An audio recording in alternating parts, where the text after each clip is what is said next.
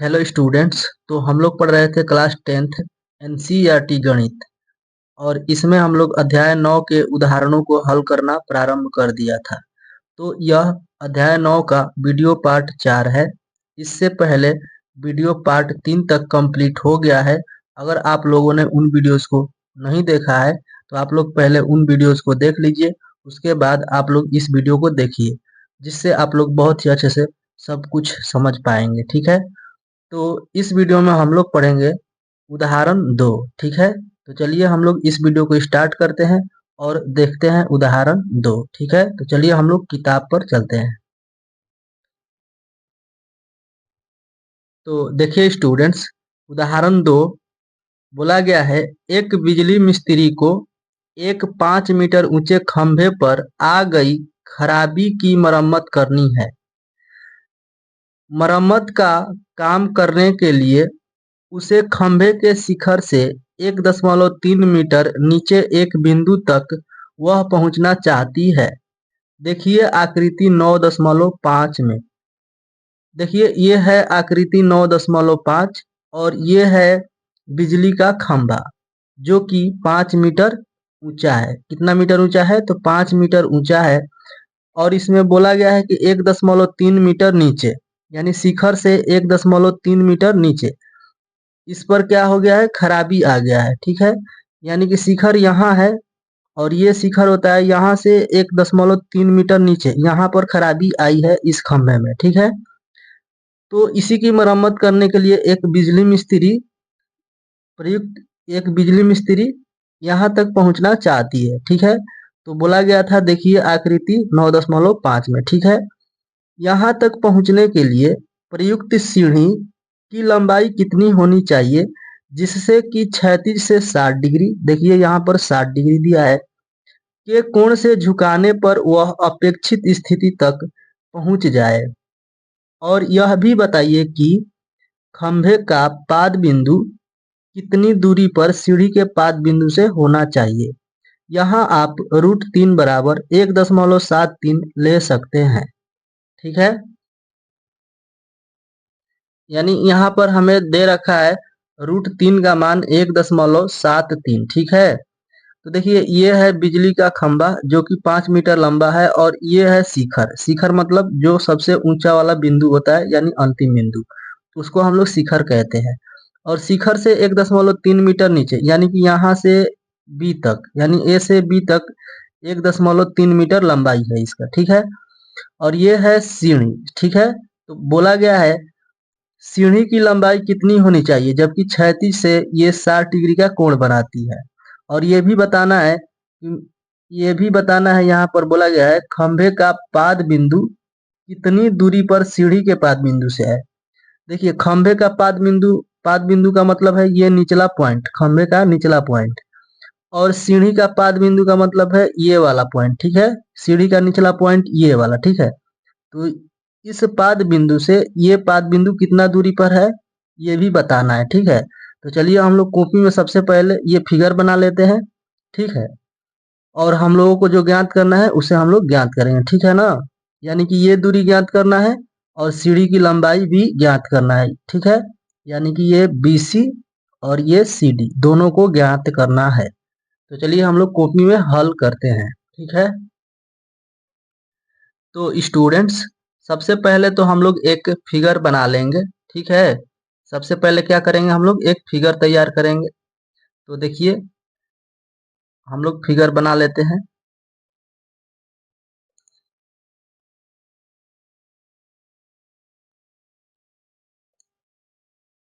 ये हो जाता है बिजली का खंभा। ठीक है।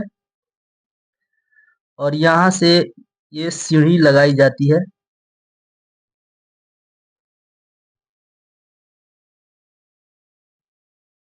और यहाँ पर दे रखा है फिगर में A, और यहाँ पर दिया है B। ठीक है। और यहाँ पर दिया है D, और यहाँ पर C दे रखा है, और यहाँ पर 60 डिग्री एंगल दिया है। ठीक है। तो हम लोगों को ज्ञात करना है, ये है सीढ़ी। ठीक है। ये क्या है? सीढ़ी है। और सीढ़ी की लंबाई ज्ञात करना है। तो आप ध्यान दीजिए कि ये वाला 90 डिग्री का कोण होगा। और 90 डिग्री के लिए क्या होता है, तो 90 डिग्री के लिए ये वाली भुजा कर्ण होती है और ये वाली भुजा क्या हो जाएगी, आधार हो जाएगी, और 60 डिग्री के लिए ये भुजा लंब हो जाएगी। ठीक है, बीडी क्या होगा, तो बीडी लंब हो जाएगा। ठीक है, तो अब आप लोग ध्यान दीजिए कि यहाँ से लेकर यहाँ तक की लंबाई 5 मीटर दिया है। ठीक है, तो हम लोग ये बता सकते हैं कि इस बीडी की लंबाई क्या है। तो देखिए, शिखर से 1.3 मीटर नीचे खराबी आई है, यानी शिखर से 1.3 मीटर नीचे खराबी आने का मतलब है कि ए से बी की लंबाई क्या है, तो 1.3 मीटर है। ठीक है, और ये ए से डी तक की लंबाई है 5 मीटर। ठीक है ना, तो सबसे पहले हम लोग यहाँ पर लिखेंगे हल। हल लिखने के बाद लिखेंगे ये पूरा लंबाई जो दिया है 5 मीटर दिया है खंभे की लंबाई, यानी ए बी हो गया 5 मीटर। ठीक है, तो हम लोग ये कह सकते हैं कि ये ए बी नहीं होगा, यहाँ पर क्या होगा, ए डी होगा। ठीक है, तो यहाँ पर ए डी इसको बना लेते हैं। ठीक है, तो ये हो गया ए डी बराबर 5 मीटर। तो आप ध्यान दीजिए कि हम लोग कह सकते हैं A B plus B D, ये बी डी और ये ए बी जोड़ेंगे तो हमको ए डी मिल जाएगा कि नहीं मिल जाएगा, बिल्कुल मिल जाएगा।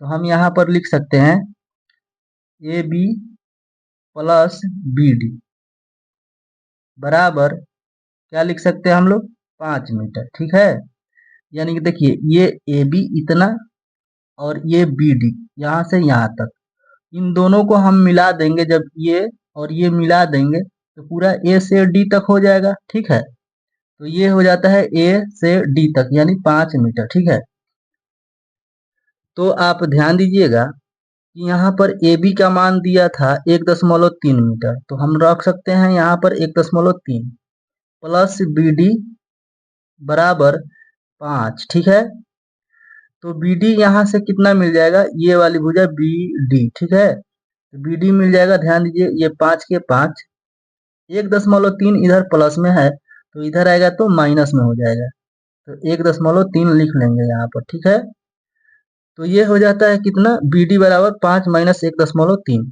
तो आप ध्यान दीजिए बी डी बराबर क्या होगा, तो 5 में से 1.3 घटाएंगे तो ध्यान दीजिए कि 5 के बाद यहाँ पर दशमलव नहीं है, तो यहाँ पर रफ में समझ लीजिएगा आप।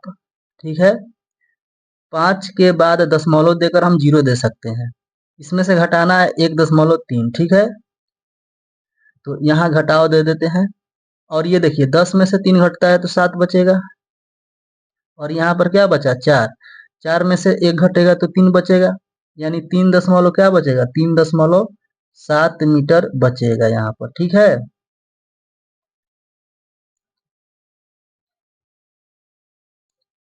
तो ये हो गया 3.7 मीटर। ठीक है, और हमको ज्ञात करना है ये लंबाई यानी सीढ़ी की लंबाई BC, और D से C की दूरी भी ज्ञात करना है। ठीक है, तो ध्यान दीजिए हम लोग यहाँ पर लिखेंगे, और ये भी समझिए यहाँ पर BD कितना आ गया, 3.7 मीटर, तो यहाँ से BD ये वाली भुजा कितनी हो गई, तो 3.7 मीटर। ठीक है, तो यहाँ पर हम लिख सकते हैं, ध्यान दीजिए ये समकोण त्रिभुज कह सकते हैं कि BDC में, तो यहाँ पर लिखेंगे समकोण त्रिभुज BDC में। तो यहाँ से BDC में हम देख रहे हैं कि ये 60 डिग्री के लिए ये वाली भुजा जो है लंब है और ये वाली भुजा आधार है। ठीक है, यानी 60 डिग्री के सामने वाली भुजा लंब होगी और सटी हुई भुजा आधार होती है। ठीक है, तो ये बताइए कि लंब और आधार में कौन सा फॉर्मूला लगता है, तो tan थीटा लगता है। आपको पता होगा कि tan थीटा बराबर होता है लंब बटे आधार। ठीक है, लंब बटे क्या हो जाता है, आधार हो जाता है। तो हम लोग यहाँ पर लिखेंगे tan 60 डिग्री रखेंगे, 60 डिग्री के लिए लंब क्या हो जाएगा, ये BD हो जाएगा लंब, तो BD हो गया बटे में आधार, आधार यानी CD। ठीक है, tan में 60 डिग्री का मान होता है √3, बटे में हम लोग 1 कर सकते हैं। ठीक है, और बराबर है तो बराबर देंगे। इसके बाद BD का वैल्यू कितना है, देखिए यहाँ पर BD का मान है 3.7, तो यहाँ पर रख लेंगे 3.7, ठीक है। CD तो निकालना है ना, CD यानी कि ये है सीढ़ी की दूरी, खंभे के पाद बिंदु से सीढ़ी का पाद बिंदु की दूरी है ये CD, ठीक है। तो यहाँ पर रख लेंगे CD। आप ध्यान दीजिए, CD में √3 में गुना हो जाएगा, तो √3 गुने हम CD कह सकते हैं, ठीक है। बराबर 3.7 में 1 में गुना होगा, यहाँ पर लिख सकते हैं 1 गुना 3.7, और यहाँ √3 है, भागा में इधर गुणा में है, इधर जाएगा तो क्या हो जाएगा, भागा में हो जाएगा, यानी कि बट्टे में आ जाएगा, ठीक है। तो CD बराबर लिखेंगे, इसमें गुना कराएंगे तो इतना ही रहेगा 3.7, और ये वाली संख्या इधर बटे में चली आएगी, ठीक है। और यहाँ से आप देख सकते हैं कि CD बराबर क्या मिलेगा, 3.7 बटे में √3 का वैल्यू कितना रखना था, आपको क्वेश्चन में दिया है ना, √3 का मान रखना है, देखिए 1.73, ठीक है। कितना रखना है, 1.73, तो √3 के स्थान पर हम रखेंगे 1.73।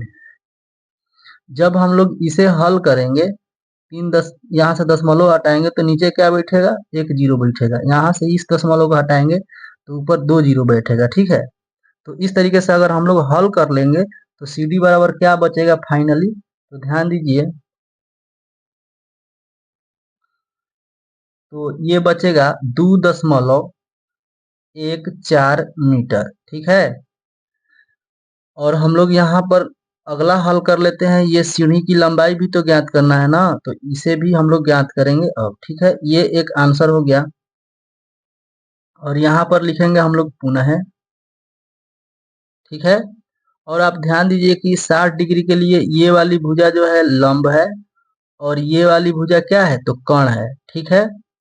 तो लंब और कर्ण में कौन सा त्रिकोणमितीय अनुपात लगता है, तो साइन थीटा लगता है, क्योंकि साइन थीटा बराबर होता है लंब बटे में कर्ण, होता है ना, लंब बटे कर्ण। तो देखिए ये हो जाता है लंब और ये हो जाता है कर्ण, ठीक है। तो यहाँ पर लिखेंगे हम लोग साइन 60 डिग्री बराबर लंब यानी BD लिखेंगे यहाँ पर, बटे में कर्ण, कर्ण यानी कि BC लिखेंगे, ठीक है। कर्ण का मतलब क्या है, BC, ठीक है। साइन में 60 डिग्री का मान होता है √3 बटे में 2 बराबर BD का मान कितना रखना है, तो BD का मान रखना है 3.7, तो 3.7 बटे में BC यानी कि ये तो सीढ़ी की लंबाई है, तो BC को BC रखेंगे। और ध्यान दीजिए, जब बीच में बराबर होता है तो हम लोग तिर्यक गुणा करते हैं, तिर्यक गुणा मतलब BC में √3 में गुना होगा, तो √3 गुना BC लिखेंगे यहाँ पर 3.7 में गुना होगा 2 का, ठीक है, तो 2 गुणा 3.7 लिखेंगे, ठीक है। और यहाँ से BC बराबर मिलेगा, ध्यान दीजिए, देखिए इस 2 से इसमें हम लोग गुणा करा लेते हैं, 2 7 कितना होता है, तो 2 7 14, 2 तिहाई 6, एक हांसी लगता है तो 7 हो जाता है। दशमलव के बाद एक अंक है 7, तो दशमलव के बाद एक अंक बचेगा यहाँ पर, ठीक है। और ये बट्टे में चला जाएगा, इधर आएगा तो क्या हो जाएगा, बट्टे में आ जाएगा √3।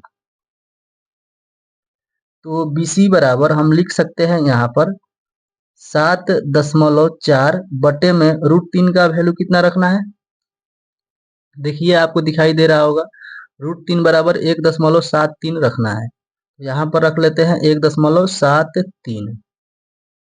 और जब इसे हम लोग हल कर लेंगे तो BC बराबर क्या मिलेगा, बताइए, BC बराबर क्या मिलेगा, तो BC बराबर मिलेगा 4.28, क्या मिलेगा, 4 दशमलव, ये दशमलव है 28, ठीक है।